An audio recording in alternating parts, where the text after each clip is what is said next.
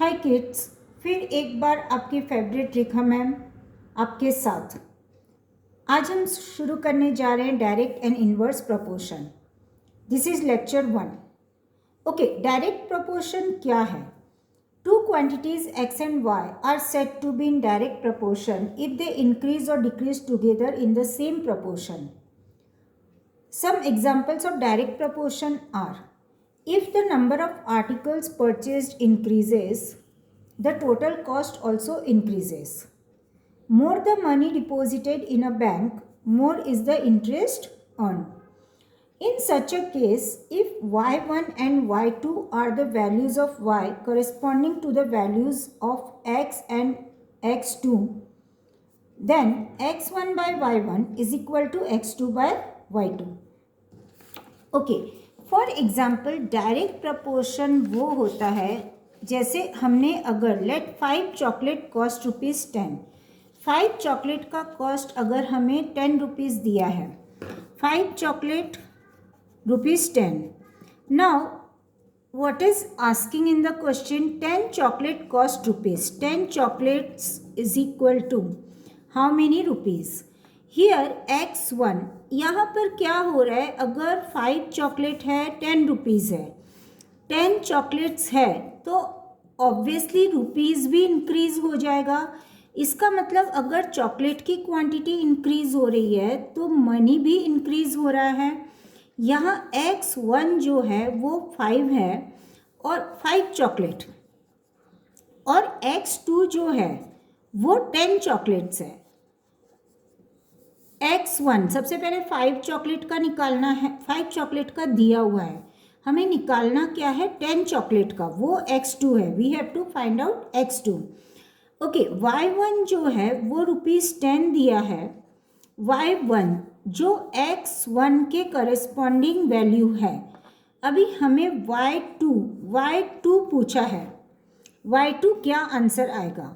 Now जो formula बताया जाता है डायरेक्ट इन्वर्स में वो x1 by y1 is equal to x2 by y2 होता है।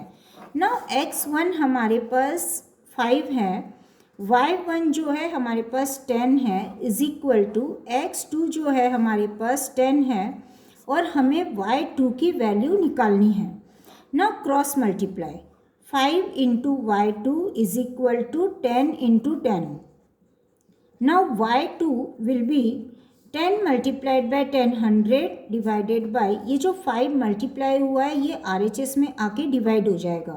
100 divided by 5 is equal to ₹20 will be 10 chocolates cost. Okay, what is inverse proportion? Inverse proportion में अगर एक क्वांटिटी इंक्रीज होती है तो दूसरी क्वांटिटी डिक्रीज होती है।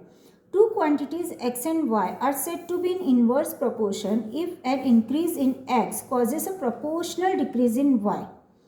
अगर एक में इंक्रीज हुआ तो दूसरे में डिक्रीज सेम प्रोपोर्शन में होना चाहिए।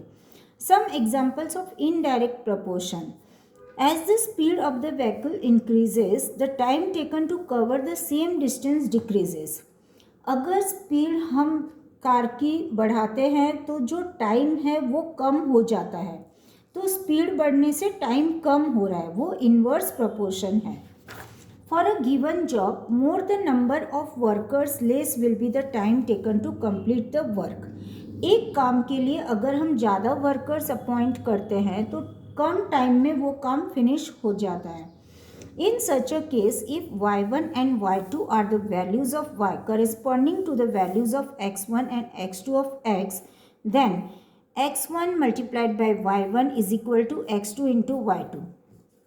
Okay, for example, let 5 men do a work in 10 days. यहाँ पर x1 जो है वो 5 men है और y1 जो है वो 10 days है। y1 जो है वो 10 days है। 10 men can do the same work. Okay, x2 दे दिया है 10, अभी y2 पूछ रहा है कितने दिन में 10 men वो काम करेंगे। तो हमें जो रूल है वो x1 इंटू y1 है is equal to x2 into y2 है।